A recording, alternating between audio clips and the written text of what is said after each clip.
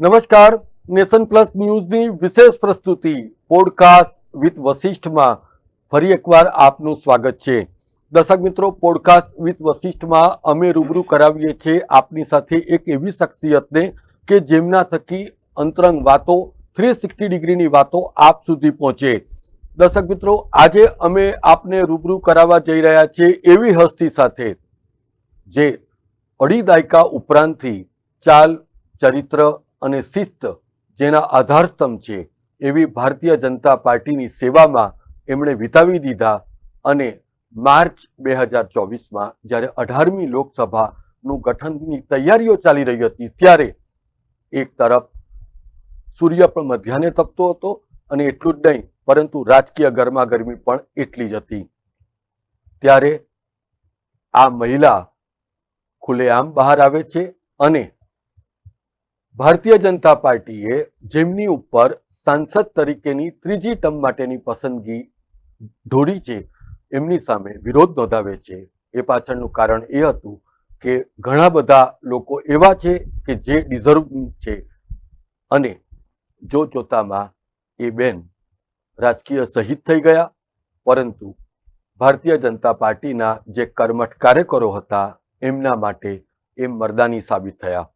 દર્શક મિત્રો, ક્યારેક એ વડોદરા મહાનગરપાલિકાના મેયર તરીકેની જવાબદારીનું નિર્વહન કર્યું ત્યારથી લઈને સતત આપ બળે અને સંગઠનની જે તાકાત છે એના થકી તેઓ ભારતીય જનતા પાર્ટીના રાષ્ટ્રીય લેવલ સુધી પહોંચ્યા અને મહિલા મોરચાના રાષ્ટ્રીય ઉપાધ્યક્ષ પણ બન્યા. દર્શક મિત્રો, સંગઠન જેની સૌથી મોટી તાકાત છે એવી વિશ્વની સૌથી મોટી રાજકીય પાર્ટીનું આ રીતે નેતૃત્વ કરવું એ ખૂબ મોટી વાત છે. પરંતુ આપણે આજે પોડકાસ્ટ વિથ વશિષ્ઠમાં ડોક્ટર જ્યોતિ પંડ્યા શેઠ પાસે એવું સમજીશું કે ડોક્ટર જ્યોતિ પંડ્યા શેઠ ભારતીય જનતા પાર્ટીના સસ્પેન્શન પછી ખાલી ખાલી લાગે છે? નેશન પ્લસ ન્યૂઝના બધા જ વ્યુઅર્સને નમસ્તે કરું છું. વશિષ્ઠભાઈ, ખાલીપો તો મનમાં હોય છે, બધું હોય છતાંય લાગે અને કંઈ જ ન હોય તોય ભર્યું ભર્યું લાગી શકે.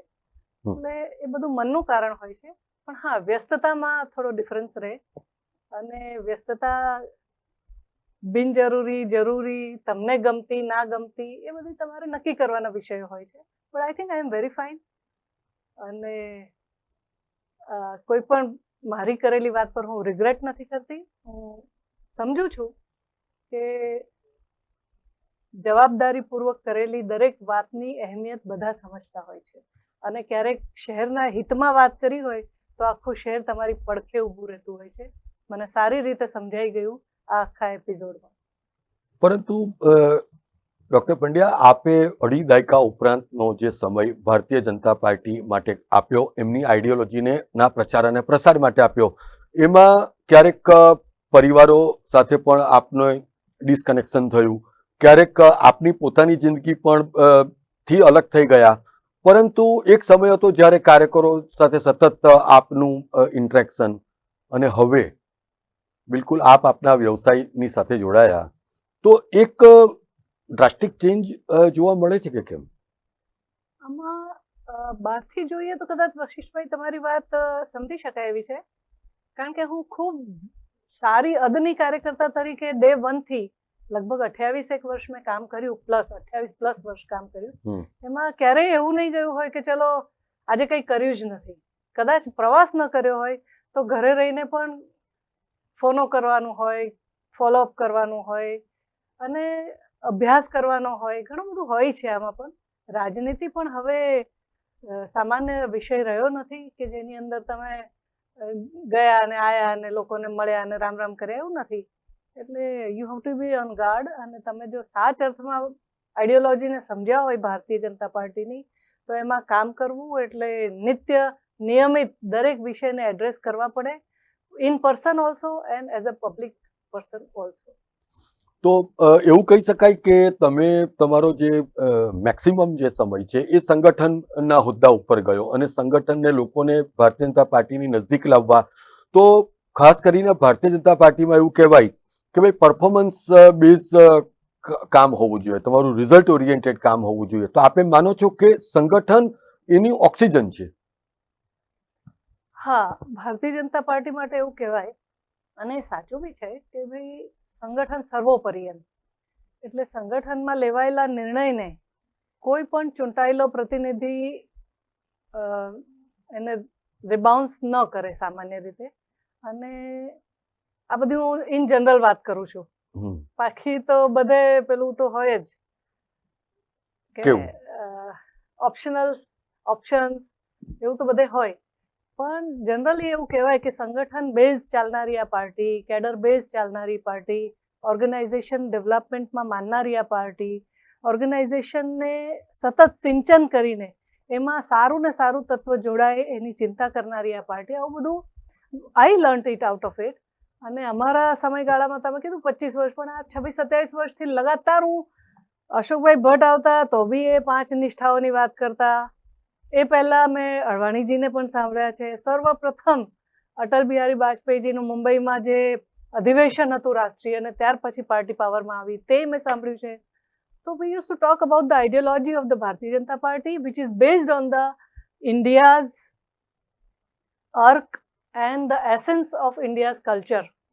તો જે હિન્દુસ્તાનનું ચરિત્ર છે, ભારત દેશના એક વ્યક્તિનું વ્યક્તિગત ચરિત્ર કહો કે પછી સમાજનું ચરિત્ર કહો, આ બધું સમજીને ચાલનારી આ પાર્ટી કે જેની અંદર પંચનિષ્ઠા તો પાર્ટીની આદર્શ, પણ સાથે સાથે સમાજ જીવનની અંદર દરેક પેટા જ્ઞાતિ, સમજો ઓબીસી છે તો ઓબીસીની 200 થી વધારે જ્ઞાતિઓમાંથી ક્યાં કયા લોકો રહે છે અને એ લોકોનું નિત્ય જીવન કેવું છે, એમાં તમે લોકો કઈ રીતે પેનિટ્રેટ કરી શકો, એમને કઈ રીતે તમે સાથે જોડી શકો, આ દરેક વાતનું ધ્યાન રાખવામાં આવતું હતું.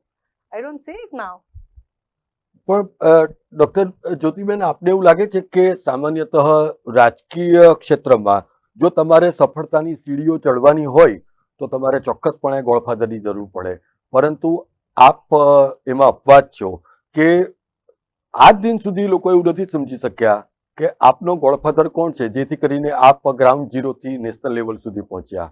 ડોક્ટર પંડ્યા, ગોડફાધરમાં બે વસ્તુ છે. રાજકારણમાં 90% જે લોકો આવે છે એ લોકો પોતાના સ્વાર્થ માટે આવે છે. સૌથી પહેલો તો આજના જમાનામાં લોકોને રૂપિયા ભેગા કરવા હોય, અને બીજું કે માન પ્રતિષ્ઠા માટે આવતા હોય. એટલે એ જે પોતાનો સ્વાર્થ પતી જાય પછી જ્યારે પબ્લિક લાઈફમાં તમે પબ્લિકના કારણસર આવ્યા હોય કે કોઈ સારા હેતુ માટે તમે આવ્યા હોય તો એમાં ગોડફાધર કરતાંય તમારી આઈડિયોલોજી વધારે મક્કમ જોઈએ. અને મેં જોયું છે ભારતીય જનતા પાર્ટીને ઘણા વર્ષો એવો સમય હતો કે પાર્ટીનો કોઈ નેતા કે અને આગો પાછો થાય તો લોકો પાર્ટીના કાર્યકર્તા એને છોડીને આગળ ચાલી નીકળતા હતા. એટલે નરેન્દ્રભાઈનો ડાયલોગ હતો, મને તે વખત યાદ છે કે દેખીએ अब देश चल पड़ा है, देखिए अब पार्टी के लोग चल पड़े हैं, आप चाहे करो ना કરો. એટલે નેતાએ અડાઈને પછી એ વસ્તુ સ્વીકારીને આગળ ચાલવું પડે. એટલે જ્યારે મક્કમ વિચાર હોય ને તો વિચાર સાથે કારવા બળતા જતા હોય Vashishthbhai. And I very much believe it કે તમારો વિચાર સાચો અને તટસ્થ હોય, કે જે લોકહિતમાં હોય, જે ખરેખર સમાજનું એસેન્સ હોય અને તત્વની સાથે આવનારો વિચાર હોય તો લોકો એમાં સાથે જોડાતા હોય છે. પરંતુ જ્યોતિબેન, આપને એવું લાગે છે કે માર્ચમાં જ્યારે આ પ્રકારે નિવેદન આપવું તો આપને પહેલે દિવસથી ખબર હતી કે આ એક પોલિટિકલ હારાકીરી સાબિત થઈ શકે એમ છે, તો આજે એનો વસવસો છે કે આવું નહોતું બોલવા જેવું, કે આવું કેમ બોલાયું? Not the list. હું પાર્ટીની સાચ અર્થમાં હિતચિંતક છું, અને જે હિતેચ્છુ હોય પાર્ટીનું, જેને જ્યારે તમે બોર્ડર પર લડવા પોતાના સૈનિકોને મોકલતા હોય છે તો એ એમ જુએ કે મારો હાથ કપાઈ જશે, મારો પગ કપાઈ જશે. અરે એને તો દેશના બોર્ડરની ચિંતા કરવી પડે. એને એમ થાય કે મારા દેશની સેનાની ટુકડીમાં હું પણ એક અદનો સૈનિક છું અને મારે આ બોર્ડરોની સેફટી એ મારી પ્રાયોરિટી છે. તો મારી પ્રાયોરિટી કાર્યકર્તા તરીકે મારી પાર્ટીમાં થતા અનિચ્છનીય એપિસોડ્સ અને અનિચ્છનીય વર્તનોને મારે ક્યાંક ને ક્યાંક બ્રેક મારવાની એક વિચાર હતો મનમાં. અને ખરેખર મને તો એમ લાગે છે કે સાબિત પણ થયો. ઘણા લોકો ફોરફ્રન્ટ બોલે કે ન બોલે, પણ તમે જાણો છો અને હું એ જાણું છું કે inside the heart everyone nose it કે આ ખરેખર આ સમયે વિસલ બ્લોઅર તરીકે તમે કરી શક્યા. એ મને કહે છે લોકો. પછી મારા નામે બહુ બધા પાડ્યા છે વડોદરામાં, તમને ખબર હશે.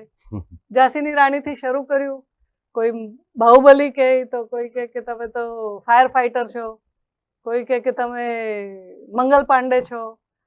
હમણાં છેલ્લું પાછું મને અઠવાડિયા પર કંઈક નવું સાંભળવામાં આવ્યું. એટલે જુદી જુદી રીતે બધા મૂલવતા હોય છે. But one thing is very sure કે લોકોએ સમજી શક્યા કે હું એમ કહેવા માંગતી હતી જે તે દિવસે કે ભાઈ એક સામૂહિક બળ છે, એક આવડો મોટો સંગઠનનો ફોર્સ છે જે દિવસ રાત પાર્ટીના આદર્શો પર કામ કરી રહ્યો છે. તો એ ફોર્સને આપણે રાઈટ દિશા આપીએ તો એનું સારું પરિણામ આવે. બસ આટલું જ. અને જ્યારે પણ ઓર્ગેનાઇઝેશનલ ડેવલપમેન્ટની વાત આપણે કરતા હોય, જ્યારે પર્સનાલિટી ડેવલપમેન્ટની વાત કરતા હોય, જ્યારે લીડરશિપની વાત કરતા હોય, જ્યારે ટીમ બિલ્ડિંગની વાત કરતા હોય, તો ultimately it is for what? It is to conduct a countries system in an honest way, to conduct for the best of a simple and normal human beings who are staying in the country like a citizen. અને એ હિતના માટે તમે પંડિત દીનદયાળજીને યાદ કરીને, પંચનિષ્ઠાઓને યાદ કરીને કામ કરવા નીકળ્યા હોય અને પછી એમાં જો ભાઈ લોટમાં મીઠું ભળે એવું તો બધા ઈચ્છે છે, પણ મીઠામાં લોટ ભળે એવું તો કોઈ ન ઈચ્છે. અને મારો ઈરાદો એક જ હતો કે હવે મીઠામાં લોટ ભળવાની વાત આવી છે ત્યારે તો કોકે બૂમ પાડવી પડશે ને લેટ મી બી ધેટ. અને મને ખબર હતી કે આવું થશે, એટલે મેં કીધું હતું કે I will quit the party but I want to be a whistle blower. કોઈકે કીધું કે ડોક્ટર જ્યોતિ પંડ્યા જેવી રીતે રાજા મહારાજાઓ કિલ્લો તોડવા માટે હાથીનો ઉપયોગ કરતા હતા, એવી રીતે ડોક્ટર જ્યોતિ પંડ્યા હાથીની ભૂમિકા ભજવી રહી, કિલ્લાને ધ્વસ્ત કરી નાખ્યો. એ ઠીક છે, પરસેપ્શન બધાના હોઈ શકે. મને પણ આવું તો મૂલવ્યું નથી મેં મારી જાતને, પણ હું એમ સમજુ કે દરેક કાર્યકર્તા જે પોતાની જાતને, જો પરિવારમાં આપણે હોઈએ વશિષ્ઠભાઈ, પ્લસના જેટલા પણ બોયઝ સિટીમાં કામ કરતા હોય, પ્લસનું કામ કરતા કરતા મારો બંગલો ક્યારે કેવી રીતે બંધાય એવું ચિંતા કરવા લાગી જાય તો પ્લસનું ભલું નહીં કરી શકે, એટલું તમને ખબર હોય. અને એવી જ રીતે જ્યારે જાહેર જીવનમાં અમે લોકો કામ કરતા હોઈએ છીએ ત્યારે honesty is a good policy, that's what I believe. અને સાથે સાથે હું એટલું પણ આજે ફરી એકવાર કહીશ કે નાનું મોટું લોકોએ સમજતા હોય છે અને બધા સમજે કે ભાઈ મીઠાનો નાનો અંશ લોટમાં ભળવો તો સારો સ્વાદ આવે અને વધારે ઉત્સાહથી લોકો કામ કરે. ઓકે, તો હવે સામાન્યતઃ જ્યારે તમે સંગઠનની ભૂમિકામાં હોવ તો સંગઠનમાં તો તમામ લોકો સાથે તમારે સંબંધો રાખવાના હોય અને બધાની જ તમારે વાતો સાંભળવાની હોય.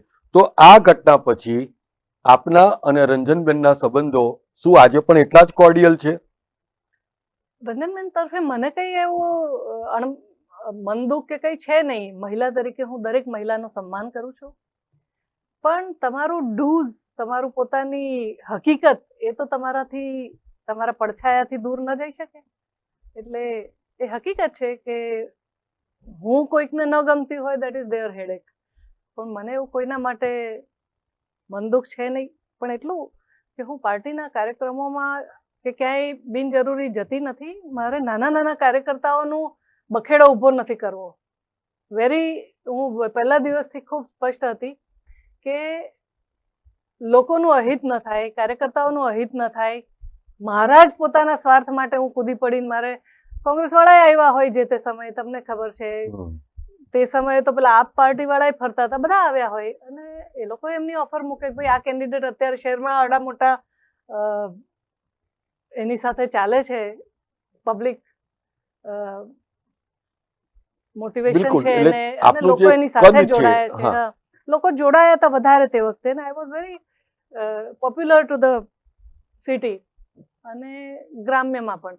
તો એવા સંજોગોમાં હોય બધાને એવું, પણ મને પોતાને મારી આઈડિયોલોજી સાથે લગાવ અને હું એક વ્યક્તિ તરીકે એમ સમજુ કે જો ભાઈ 5 વર્ષનું કોઈ પદ હોય એના માટે હું મારી જાતને જ ન છોડી શકું ને, મારા પોતાના મનને તો ન છોડી શકું ને. અને that's how I still believe it. અને હું તે વખતે જે હતી એ જ આજે છું, પાર્ટીમાં જે દિવસ જોડાઈ ત્યારે પણ એ જ હતી અને હું ઘરેથી ભૂમિકા લઈને નીકળવાની વ્યક્તિ છું. ઘરેથી આપણે જ્યારે નીકળીએ ત્યારે આપણે નક્કી કરવું પડે કે હું આ એક ખૂબ મોટી જવાબદારી સાથે પાર્ટીનું કામ કરવા જઈ રહી છું. અમે લોકો ડોક્ટર બનીએ ત્યારે અમને ઓથ અપાવે કે તમે સૌથી સર્વપ્રથમ માણસાઈનો ધર્મ રાખશો. તમારા દવાખાનામાં આવેલા કોઈ પણ પેશન્ટને તમે નિષ્કાળજી નહીં કરશો. તો એવી જ રીતે ગરીબ હોય, અમીર હોય, ખૂણે ખાંચરે બેઠેલો હોય, ભણેલો હોય, અભણ હોય, દરેક જાતના લોકોને, કારણ કે આપણા મોટા દેશની અંદર આટલી મોટી પોપ્યુલેશન, આખા ગુજરાતમાં હું લગભગ 10 વર્ષ મહિલા પાંખની પ્રમુખ રહી. 10 વર્ષ સુધી મેં ખૂબ પ્રવાસ કર્યો. સૌરાષ્ટ્રમાં અમે લોકો પોરબંદરથી માંડીને કચ્છના એકદમ છેવાડાનું ગામ, એટલે પેલું મહાકાળીના દર્શન વાળી જગ્યાથી માંડીને આ બાજુ દાહોદથી માંડીને ડાંગ ને દરેક જંગલની અંદર આદિવાસી પ્રવાસો બધા વિસ્તારોમાં કર્યા, આદિવાસી વિસ્તારોમાં. અને એવું નતું, ઉત્તરમાં હોય તો બનાસકાંઠાના રાધનપુરથી શરૂ કરો તો તમે આ બાજુ દક્ષિણ સુધી બધે.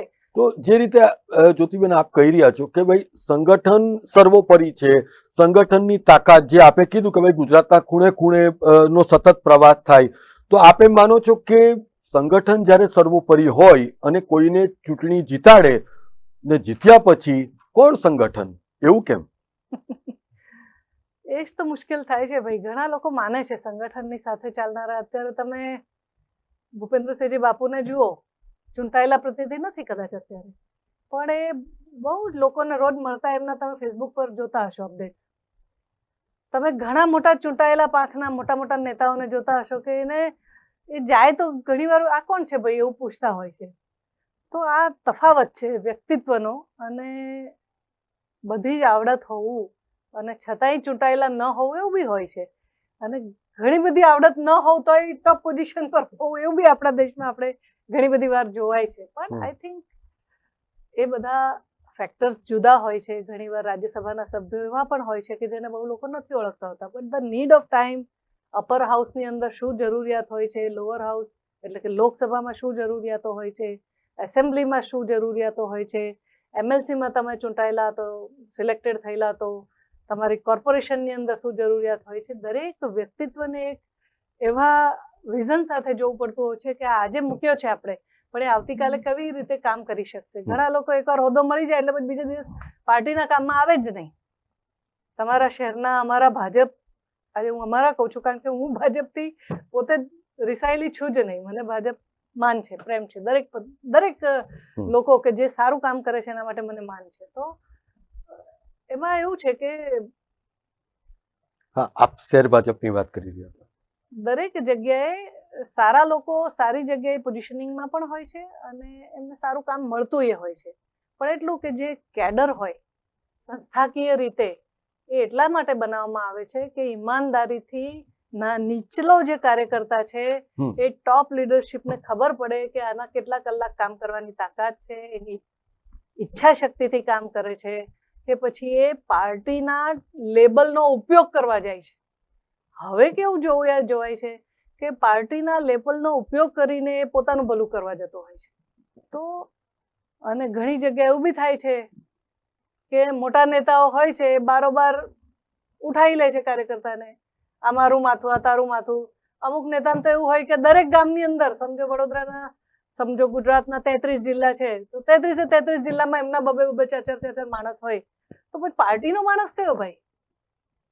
ઘણી વાર સંકલનની બેઠકમાં એમ કે ભાઈ આ મારું માથું છે, આને તો મૂકવો જ પડશે. સિલેક્શનની વાત હોય ત્યારે બીજો આવે તો કે મારા આ 2 માથા છે, આમાંથી એકને તો મૂકવું જ પડશે. અને મેં તો સાક્ષાત, કદાચ કોઈને યાદ હશે કે નહીં, પણ મેં શિક્ષણ સમિતિની વડોદરાની એક સંકલનમાં એવું કીધું કે ભાઈ આનું માથું, તમારા બધાના માથા, તો પાર્ટીનું માથું કોણ? ત્યાર પછી મેં સંકલનમાં બોલાવાનું બંધ કરી દીધેલું. આજે હું ફ્રન્ટ ફ્લોર પર કહું છું તમારી સામે. એટલે ઘણી બધી પરિસ્થિતિઓ એટલી બધી વિચિત્ર સર્જાતી હોય છે.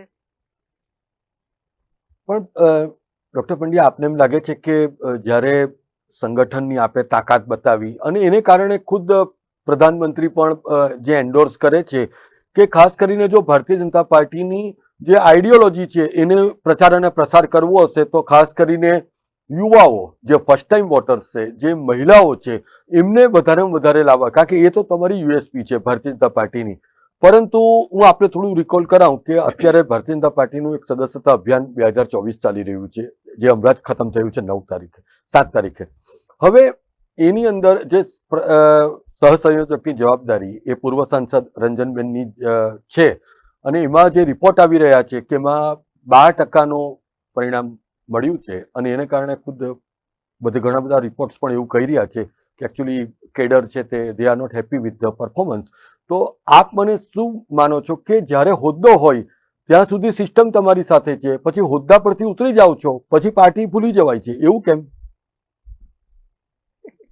આ બધી વસ્તુઓ મેં 13 કે 14 માર્ચે પ્રેસ કોન્ફરન્સમાં બૂમ પાડીને કીધી હતી.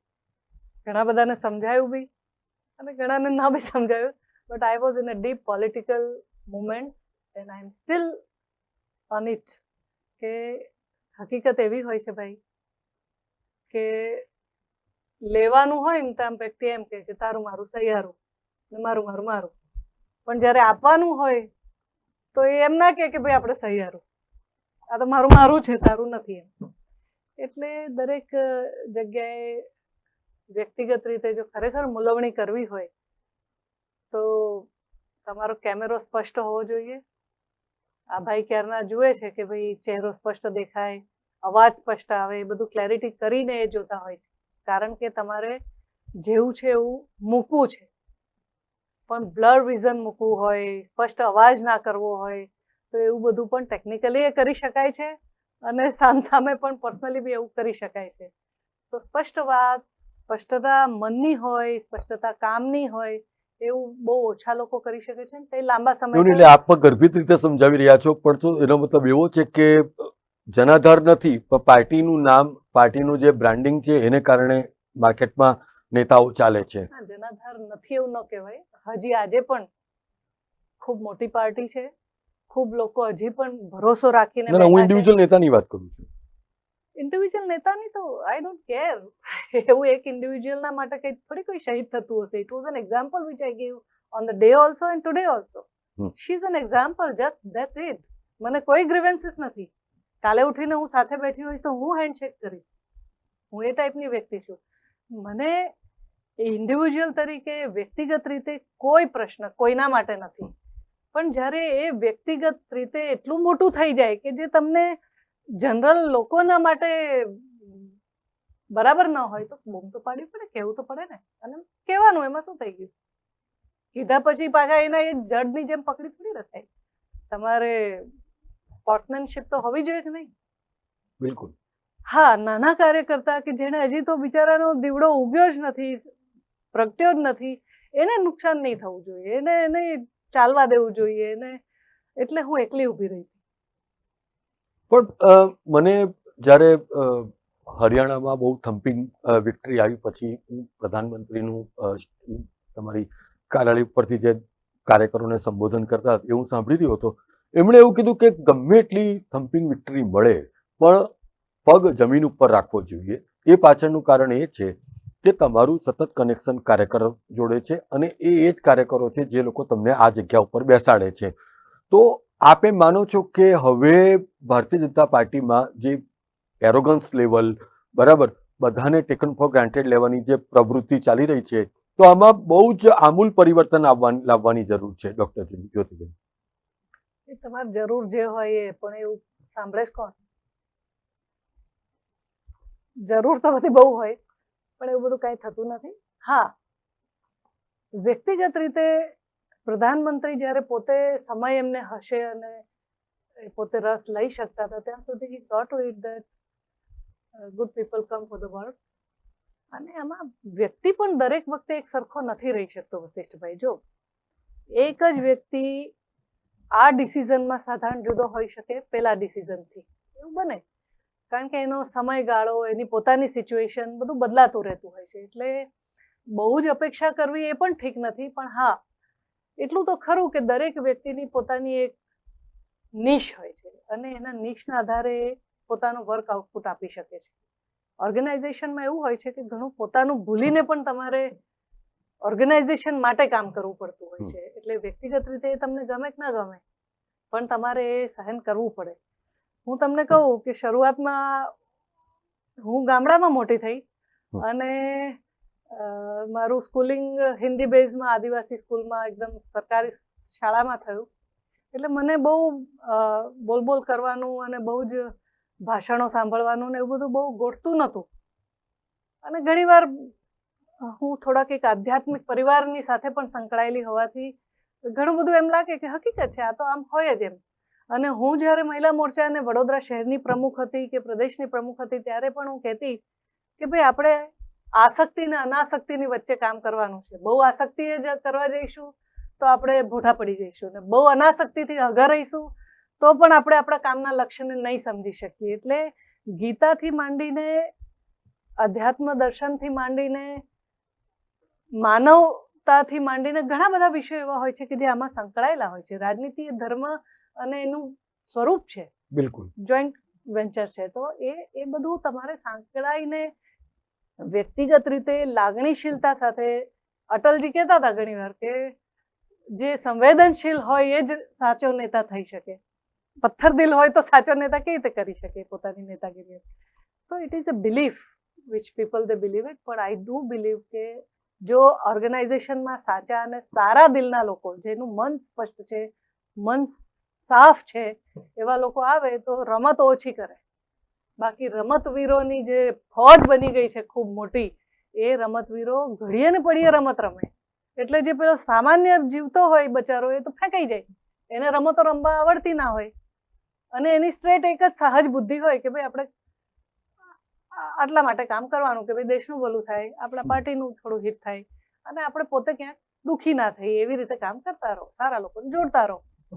હવે વડોદરા શહેરની અંદર કેટલા લોકોને હું જોડ્યા હશે, ગુજરાતની અંદર કેટલી બધી મહિલાઓને જોડી હશે, પણ કદાચ હવેના જે સંગઠનોને એને અમુક પરિપ્રેક્ષમાં હું જોઉં છું તો એ બધી ગધા મજૂરી કરવાની જરૂર જ નહોતી. તમે પહેલો શબ્દ મને પૂછ્યો કે તમારા ગોડફાધર, તો એક ગોડફાધરને ખુશ રાખો તો તમારે શા માટે મજૂરી કરવાની જરૂર ભાઈ? સહેલો રસ્તો છે. અને ઘણા ગોડફાધરો પણ એવું કરતા હોય છે કે ભાઈ આપણા અંકે કરી લો ને, આપણું સાચવે એટલે પતી ગયું, એને આપણે સાચવવાનું, પણ પાર્ટી ન સચવાય. એટલે ઘણા બધા ડિફરન્સીસ છે, પણ એટલું કે ઓર્ગેનાઇઝેશનની અંદર તમારે ટીમ બિલ્ડ કરવી પડે. ટીમ બિલ્ડિંગ માટે તમારી લીડરશિપ ક્વોલિટીઝ જોઈએ, તમારે થોડીક તાકાતવાર હોવું જોઈએ કે જે અગણિત કામો કરી શકે, મલ્ટીટાસ્કિંગ હોવું પડે, સમયનું એને ધ્યાન રહે કે ટાઈમ બાઉન્ડ કામ કરી શકે, અને સાથે સાથે નિષ્ઠા સૌથી પહેલી એની હોવી જોઈએ કે જે પોતે લીડરશિપ માટે તો એવું કહી શકાય કે અત્યારે જે સદસ્યતા અભિયાન જે પૂર્ણ થયું તો that was like a preliminary exam. પછી જે ફાઇનલ જે છે ત્યાં તમને હોદ્દા ની કોઈ પણ અપેક્ષા હોય, પરંતુ સામાન્યતઃ ભારતીય જનતા પાર્ટીમાં એવું જોવાયું કે ભાઈ જ્યાં સુધી હોદ્દો છે ત્યાં સુધી સતત એક્ટિવ છો, પછી તમે જ્યારે હોદ્દા પરથી ઉતરો છો ત્યારે તમારો જે જનસંપર્ક છે એ લિમિટેડ થઈ જાય છે. તો આટલો જલ્દી મોહભંગ કેમ થાય છે? બધા સાથે એવું નથી થતું વશિષ્ઠભાઈ, બધા એવું નથી કરતા, પણ હા ઘણા બધા એવું કરે છે. એ દરેકનું વ્યક્તિગત હોય છે કે શા માટે એનર્જી કન્ઝ્યુમ કરવી એવું.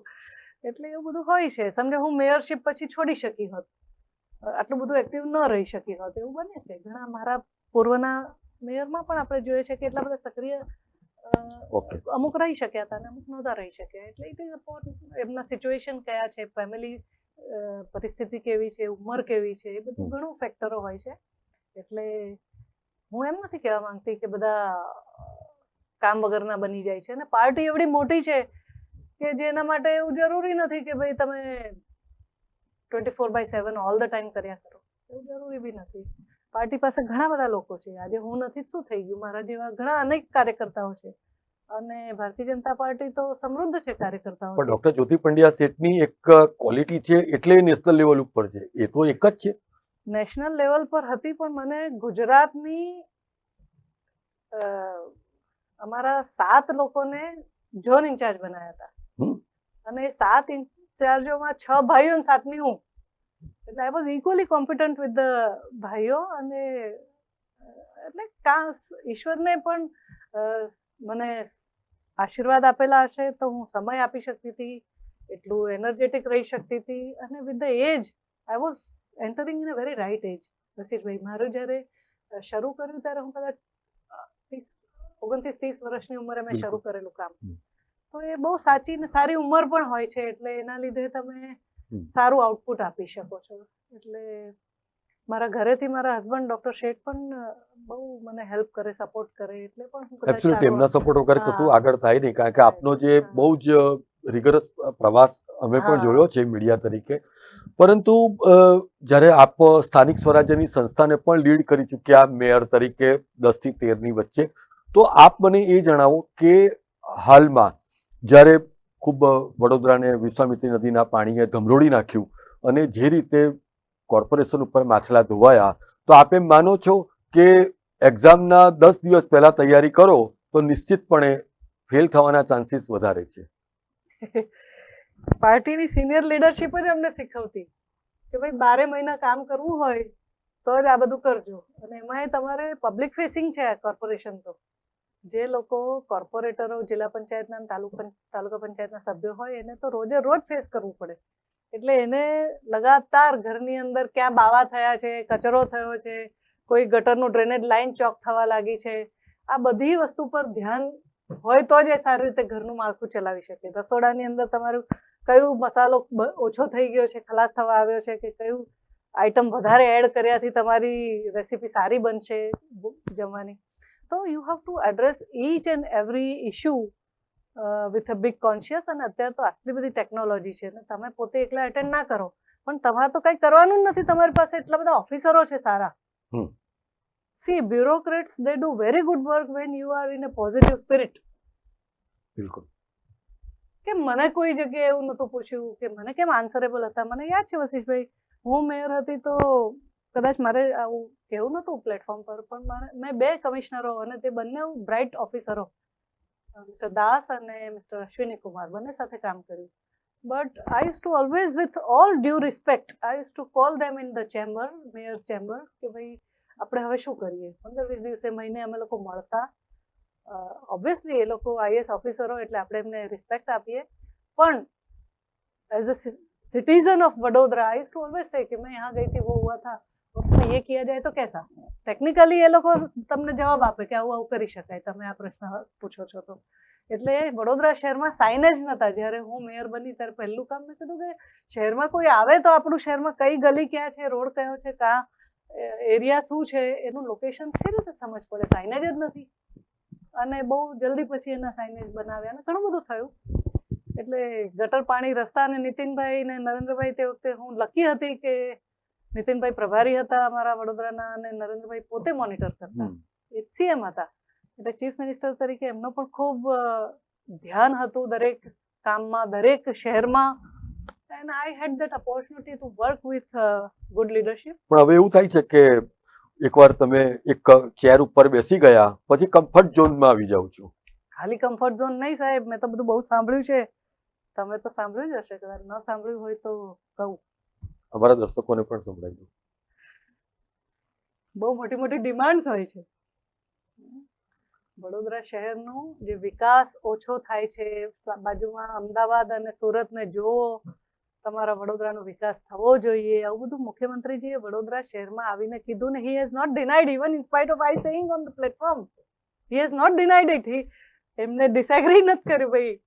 એટલે વાત હકીકત છે કે વડોદરાનો વિકાસ પાછળ છે જરાક, અને એના માટે આપણે બધા વડોદરાવાળા એના જવાબદાર લોકો છીએ. તો મને એવું લાગ્યું કે હું વડોદરાવાસી તરીકે કહીશ કે ભાઈ જો એનું કારણ આ છે કે લીડરશિપ એકની એક માથે થોપીએ, કામ કરવાની પદ્ધતિમાં તમે ઊંડા ઉતરીને જોયો નહીં, અને સિનિયર લીડરશિપનું ધ્યાન ઓછું હોય કે પછી એમના નિત્ય સ્વાર્થ માટે કે એકબીજાનું સાચવવા માટે જ્યારે જ્યારે પણ કોશિશો વધારે થતી હોય ત્યારે ત્યારે વિકાસ બધો એળે જાય. એટલે પણ એ વાત સાચી છે કે જ્યારે વડોદરા શહેર જે 72 કલાકથી જે વિશ્વામિત્રી નદીના પાણીમાં ઝઝૂમી રહ્યા હતા, ત્યારે પ્રદેશ અધ્યક્ષ CR પાટીલ કે ગૃહમંત્રી હર્ષ સંઘવી પણ આપના સંપર્કમાં હતા. એટલે આમાં શું કે પેલી પરિસ્થિતિ એવી હતી કે પહેલો માળ ડૂબી ગયો હતો ઘણા બધા જગ્યાએ. સિદ્ધાર્થ બંગલો તો આપણે બધું જગ જાહેર છે, પણ સામ્રાજ્ય બિલ્ડિંગની આસપાસના બધા કેટલા બધા અપાર્ટમેન્ટ્સમાં પહેલા માળ ડૂબી ગયેલા અને ગાડીઓ બધાની જંક થવા લાગી. આ બાજુ માંજલપુરમાં પણ વિશ્વામિત્રીની નજીક આવેલી બધી સોસાયટીઓમાં બધું ડૂબી ગયેલું. લોકો ફોનો કરે, સંપર્ક કરે, હવે તમે કંઈક બૂમ પાડો. મેં કીધું કે ભાઈ હવે કરી રહ્યા છે બધા, પણ મને એ સમજાયું કે એ લોકો જે પહેલા માળ કે જે સહેજ નીચેના લેવલ પર છે, જેની ગાડીઓ નથી, જેની પાસે નીચે ઉતરવાની શક્યતા જ નથી, બીજા ત્રીજા માળે રહેતા હોય, એટલે જીવતા હોય ઉપર પણ લાઇટ જતી રહી હોય, એના મોબાઈલો ચાર્જિંગ ના હોય, અને સાથે સાથે પાણી તો આવતું જ ન હોય. એટલે આ બધી સ્થિતિ જે 2-3 દિવસ ચાલી એમાં ઘણા પ્રશ્નો હતા, અને મેં પણ ફોન કર્યો હતો. ત્યારે કોર્પોરેશન પાસે થોડી ફાઈબર બોર્ડ્સ હશે એવું મારા ધ્યાનમાં હતું, પણ I think it was not working કન્ડિશનમાં ન હતી. એટલે રિસ્પોન્સ તો બધા પણ actually what સંપર્કમાં was their સતત ના reaction? હોય, પણ કોઈ એકાદ વાત વિષય માટે હું વાત કરું તો જવાબદેહી દરેક જગ્યાએથી હોય છે, એવું નથી કે ન હોય. જવાબદેહીથી બધા જ એટલે પોઝિટિવલી પોઝિટિવ શહેરના હિતમાં વાત કરે કોઈ પણ વ્યક્તિ, તો સામે લીડરશિપ એટલી તો સંવેદનશીલ હોય જ કે ભાઈ સાંભળો, કે એનો કોઈ પર્સનલ હેતુ તો છે નહીં, એજન્ડા છે નહીં. And I was not wrong in saying anything. અને હું કઈ રિપીટેડલી કોલ કરું એવી વ્યક્તિ એ નથી, ને મને જરૂર એ નથી. હવે તો હવે હું સસ્પેન્ડ છું એટલે હું સુખી છું, એટલે હું કઈ કોલ કરતી નથી કોઈને, નથી કોઈના કોલ મને આવતા હવે. પણ હા, એટલું ખરું કે કોઈક જવાબદાર વ્યક્તિ તરીકે, શહેરના એક્સ મેયર તરીકે હું કંઈક વાત સૂચવતી હોય તો સ્વાભાવિક રીતે રિસ્પોન્સ પોઝિટિવ. ઓકે. અને આજે પણ એવા ઉપલા લેવલ ઉપર રાષ્ટ્રીય કક્ષાએ આપના સંપર્કો એઝ ઇટ ઇઝ છે, મહિલા મોરચાના પ્રેસિડેન્ટ હોય કે સંગઠનના જે સુરમાઓ છે તેમની સાથે? ના ના, એવું કંઈ નથી. પણ મહિલા મોરચાનું જે સંગઠન હતું, અમે લોકો ઇમોશનલી પણ એટલા જ અટેચ હોઈએ. એટલે જે અમારા રાષ્ટ્રીય અધ્યક્ષ બહેન છે, દિવાળીની વિશ પણ કરે, વારે તહેવારે હું એમને રામ રામ કરું, એ રામ રામ કરે. વ્યક્તિગત રીતે અમને એવું કંઈ છે નહીં, અને I know what is going on, I know it. બિલકુલ. પણ ડૉક્ટર પંડ્યા, જ્યારે આપ, મને યાદ આવે છે ગાંધીનગર ગૃહનો ઓટલા ઉપર આપની વાત શરૂ થાય મીડિયા સમક્ષ, એ પહેલાં તો મીડિયા સેલમાં જે કમલમમાંથી અમને મેસેજ આવે છે કે આપને સસ્પેન્ડ કરી દેવામાં આવ્યા છે. પરંતુ જો ટેકનિકલી જોવા જઈએ તો આજ દિન સુધી આપને એ સસ્પેન્શનનો લેટર મળ્યો છે ખરો? ના, લેટર મને મળ્યો નથી. મેં પ્રેસમાં જે બધા વાંચ્યા નાના નાના એના પેરા, એ યજ્ઞેશભાઈએ સાઇન કરી, યજ્ઞેશ દવે, એમને સાઇન કરતા પહેલા મને 3 ફોન કર્યા, લગભગ 4 થી 4:30 વચ્ચે એમને 3 ફોન કર્યા. બેન તરીકે એ પણ બિચારા ગૂંચવાયો હોય ભાઈ તરીકે કે હું શું કરું, એને તો સહી કરવી જ પડે, એને આદેશ મળે એટલે. અને એ મીડિયા સેલના ઇન્ચાર્જ છે પોતે, અને આ સસ્પેન્શન ઓર્ડર હતો. And I am not a કાર્યકર્તા ઓનલી ઇન ધ મીડિયા. હું મીડિયા પર્સન તરીકે વાત કરતી હતી, એટલે કદાચ એમના થકી સસ્પેન્શન અપાવ્યું હશે, પણ મારો વિષય નથી. પણ જ્યારે આપની એપોઇન્ટમેન્ટ થઈ, મહિલા મોરચાના ઉપાધ્યક્ષ તરીકેની એપોઇન્ટમેન્ટ થઈ, તો શું એ મૌખિક હતી? મૌખિક બી મને એવું કોઈ તમારા બધા પ્રેસ મીડિયાના લોકોએ આવીને કીધું ને નહીં, મેં હું આપને એવું સ્વીકાર્યું. પૂછું છું કે મહિલા મોરચાના ઉપાધ્યક્ષ, રાષ્ટ્રીય મહિલા મોરચાના ઉપાધ્યક્ષ તરીકે આપની વરણી થઈ, તો that was on record. A record પર હતી ને, એ આપને લેટર હતો ને. તો જ્યારે આપને સસ્પેન્ડ કરવામાં આવે છે, જ્યારે આપને નિષ્કાસિત કરવામાં આવે છે, તો એ લેટર આપની પાસે આજે છે કે નથી? એ લેટર એવો કોઈ મને આવ્યો જ નથી, અને મેં ક્યારેય ડિમાન્ડ નથી કરી. અને મારે શી જરૂર ભાઈ, હું માથું મારીને હવે 28-29 વર્ષ તો મેં કર્યું કામ, એટલે મને સંતોષ છે કે મેં સારી રીતે કામ કર્યું અને મારી જવાબદારીઓ નિભાવી. અને મારે એ વિષયને છૂતાછૂત શા માટે કરવાનું? હું પાર્ટીની હિતચિંતક છું. ફરી એકવાર કહું, હું પાર્ટીની સામે બાયો ચડાવીને દુશ્મનાવટ કરવા નીકળેલી વ્યક્તિ જ નહોતી. મારે જે ખોટું હતું એ કહેવું હતું, એ બી વાત હકીકત હતી. એટલે મારો રોલ જ જુદો હતો. એટલે મને એવું કે એની બાબતમાં રંજગમ પણ નથી કે એ લોકોએ આવી ટેકનિકાલિટી કેમ કર્યું. ઠીક છે, it's between a family type. એટલે એવું માની શકાય, એવું હું એઝ્યુમ કરી શકું કે ડોક્ટર જ્યોતિ પંડ્યા શેઠ ટૂંક સમયમાં ભારતીય જનતા પાર્ટીમાં પરત ફરી રહ્યા છે? એવું બધું મારે હવે ન કહેવાનું હોય. જેને સસ્પેન્ડ કર્યું હોય એ એમનો વિષય હોય. હું તો એટલું ચોક્કસ સમજુ છું કે હું અત્યારે શાંતિથી મારું ઘર પરિવાર અને મારા દવાખાનું એ બધા પર ધ્યાન આપું છું. હું ખુશ છું, મારા હેલ્થ પર સારું ધ્યાન આપી શકું છું. I think I am happy. અને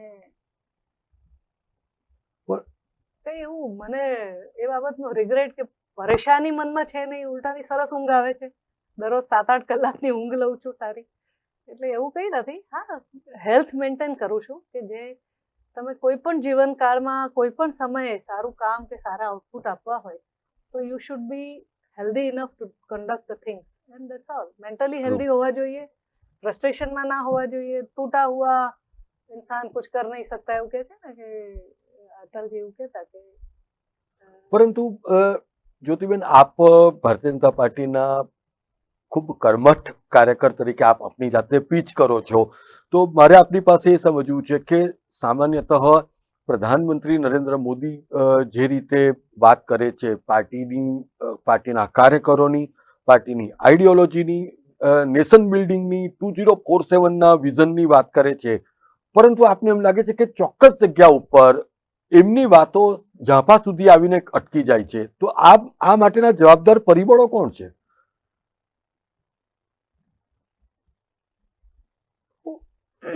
આમાં બધી બહુ વસ્તુ હોય છે.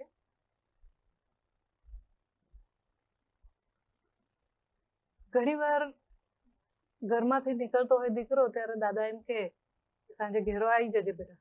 અને છોકરી હોય, બેબી ગર્લ હોય તો એને બી કહેતા હોય કે બેટા સાંજે વહેલી આવી જજે. દીકરો રાતના મોડે સુધી આવ્યો ન હોય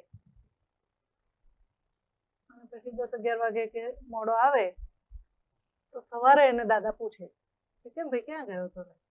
પણ જો દીકરી સંધ્યાકાળ પછી બહાર હોય તો સ્વાભાવિક રીતે દાદા કે ફાધર કે જે પણ વડીલ હોય એ પૂછે કે કેમ બેટા તું ક્યાં હતી એમ. એટલે કહેવામાં અને કન્ડક્ટ કરવામાં એમાં ડિફરન્સીસ ઘણીવાર આપણો સમાજ, આપણી હાયરાર્કી અને આપણા વડીલોને રાખવી પડતી હોય છે. તો પછી એનું ઇમ્પ્લિમેન્ટેશન કેમ? દરેક વસ્તુ 2+2 4 જ હોય એવું નથી હોતું. અને પોલિટિક્સમાં તો it is a diplomacy. They are known as diplomats, not as a person of only leadership. Leaders are successful when they can play a good diplomacy in the faith of public, in a good faith of their nation. So that is how leadership is. Our leaders, I do trust every leader કે જે position પર આવ્યો હશે તો એને એની ઘણી બધી કામગીરીને પુરવાર કર્યું હશે તો પહોંચ્યા હોય ને. પણ સાથે સાથે ક્યાંક ને ક્યાંક ઘણું બધું એવું બી હોય છે કે જે 100/100 ન હોઈ શકે. તો એમાં એનો વાંક જ હોય એવું ન કહેવાય. એને ડિપ્લોમેટિકલી રમતા રમતા ક્યાંક થોડું નાનું મોટું આમ તેમ 19-20 થાય. પણ જાણી જોઈને 19 ને 20 કરતા હોઈએ, વારે વારે કરતા હોઈએ, એકનું એક રિપીટેડલી તમે કરતા હોય તો એ ના ચલાવે. એટલે આપને એવું લાગે છે કે અત્યારે જે પોલિટિક્સ છે ઇટ મેન્સ ફોર ગેઇન? એવું ન કહેવાય. હું ફરી એકવાર તમને કહું, વસીશભાઈ, જનરલાઇઝ તમે પૂછો છો ને હું એમ કહેવા માંગુ છું કે જનરલમાં જનરલાઇઝ ઘણું બધું હોય પણ અપવાદ એમાં હોય જ છે. એટલે 2 જણ ભૂલ કરે એમાં બાકીના બધા લપેટાઈ જાય. તો પણ આ પરિસ્થિતિમાં સુધાર પણ આવવો જોઈએ ને? હા, તો આવવો જોઈએ ને. એ જ અપેક્ષા છે મારી ને તમારી બધાની. એ ક્યારે એક્સપેક્ટ કરો છો કે આ પ્રકારનો સુધાર આવશે? થશે. માણસો છે, ભૂલ કરે, પણ હું તું છીએ, આપણે છીએ, તમે છો ને હું એ છું. આપણે જોઈશું સારો સુધાર, આપણે જોઈશું સારું કન્ડક્ટ, અને આપણે જોઈશું કે વડોદરાનું પણ સારું થાય. We are wishful. I am વિશફુલ.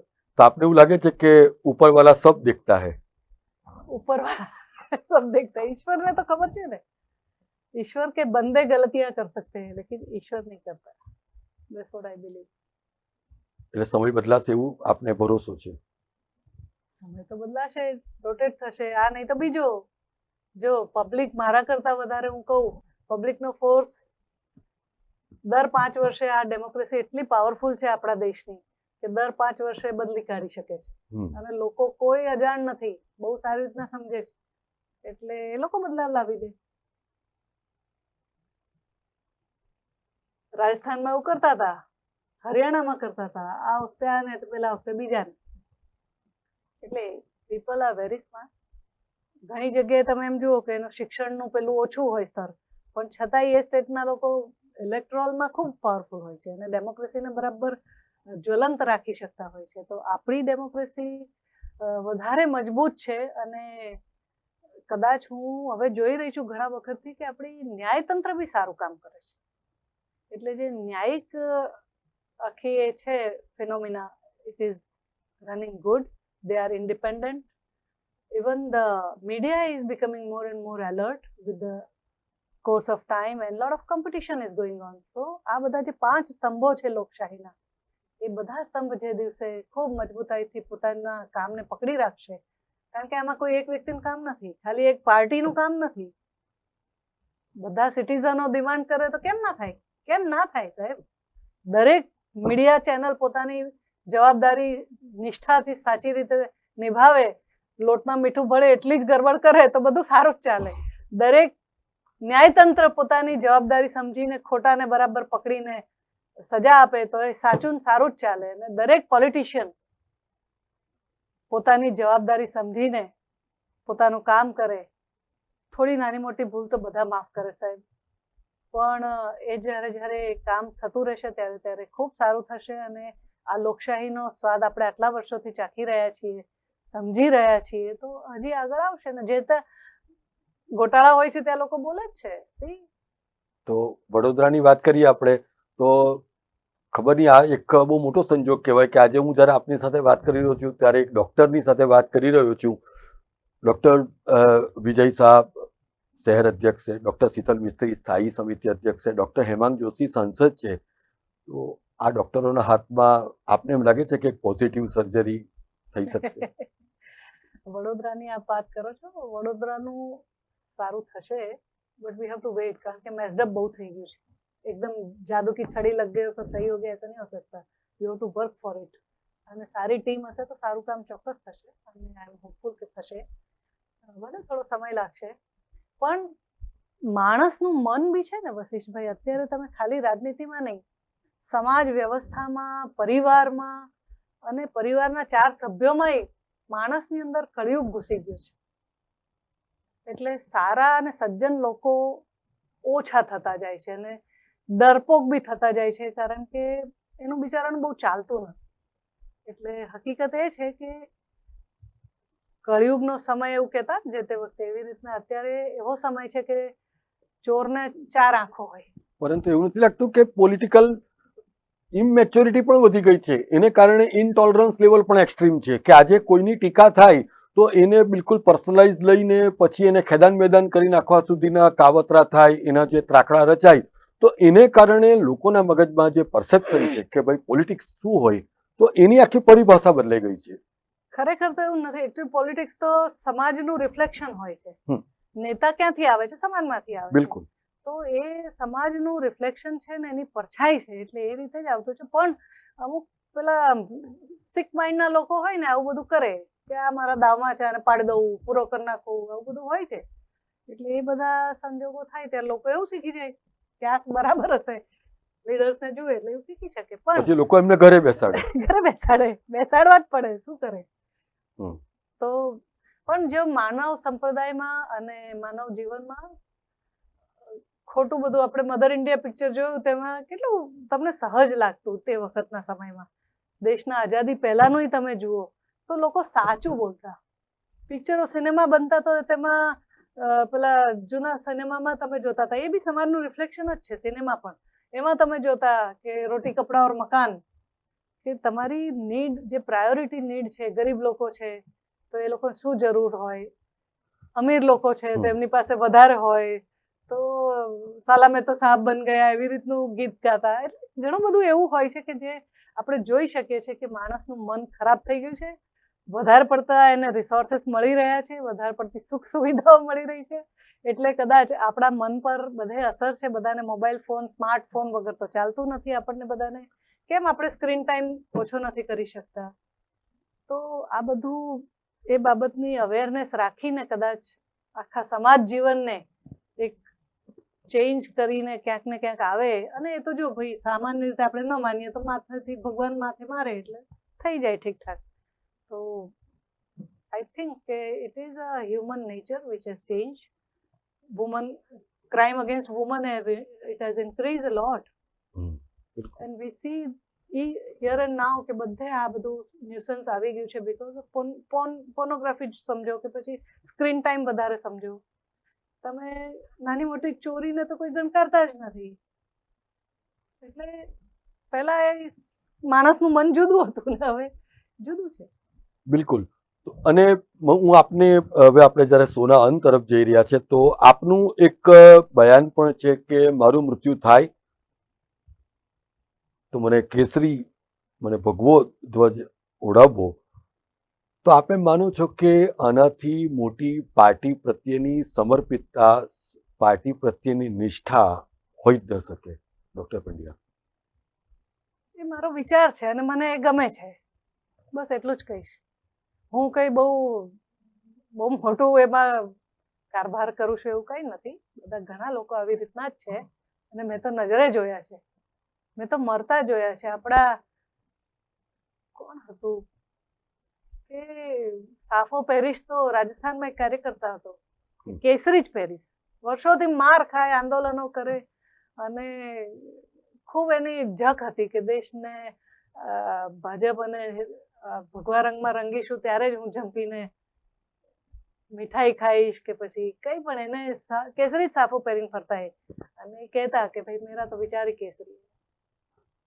ઘણા લોકો છે એવા કે જે આજીવન આ વિચારની સાથે જીવતા હોય છે અને ઘણા ભાજપમાં નથી. એવું નથી કે ભારતીય જનતા પાર્ટીને વરેલા જ ફક્ત આ બધા દેખાવા કરી શકે છે. ઘણા એવા છે કે જે હિન્દુત્વની વિચારધારા, કેસરી વિચારધારામાં રંગાયેલા લોકો છે. So I am one of them. I am not the person, I am one of them. અને હું એમાંનું એક પ્રતિબિંબ છું સમાજનું. જેને દેખાશે આઈ એમ લકી, જેને નહીં દેખાય એના ભાગ્ય. તો દર્શક મિત્રો, આ હતા ભારતીય જનતા પાર્ટી રાષ્ટ્રીય મહિલા મોરચાના ઉપાધ્યક્ષ કે હવે તેઓ સસ્પેન્ડ થયા. અને એટલું જ નહીં, પરંતુ જ્યારે ડોક્ટર જ્યોતિ પંડ્યાએ માર્ચની અંદર જે રીતે બ્યુગલ ફૂંક્યું અને એને પરિણામે જે પ્રકારની રાજકીય પરિસ્થિતિનું નિર્માણ થયું, તો આજે પણ એ વાતને લગભગ 8 મહિના વીતી ગયા છે, તેમ છતાં પણ તેઓ પોતાના નિવેદન ઉપર અડગ છે. સાથે સાથે એમણે જે જનપ્રતિનિધિઓ છે એમના આચાર, વિચાર, વાણી અને વર્તનને પણ પ્રજા માટે એકાઉન્ટેબલ રાખવાની હિદાયત આપી. તો એમના કહેવા પ્રમાણે આગામી દિવસોમાં ભારતીય જનતા પાર્ટી, જેમાં સંગઠન જેની સૌથી મોટી તાકાત છે, એ જ પુરવાર કરશે કે સંગઠન સર્વોપરી છે. નેશન પ્લસ ન્યૂઝની આ વિશેષ પ્રસ્તુતિમાં જોડાવા બદલ આપનો ખૂબ ખૂબ આભાર. નવા પોડકાસ્ટ વિથ વશિષ્ઠના શોમાં અમે ઉપસ્થિત થઈશું એવી કોઈ હસ્તી સાથે જેની તમામ અંતરંગ વાતો જાણવાની આપને ઉત્સુકતા છે. નવા સમાચારો અને શો સાથે ફરી મળીશું. ત્યાં સુધી રજા આપશો. નમસ્કાર.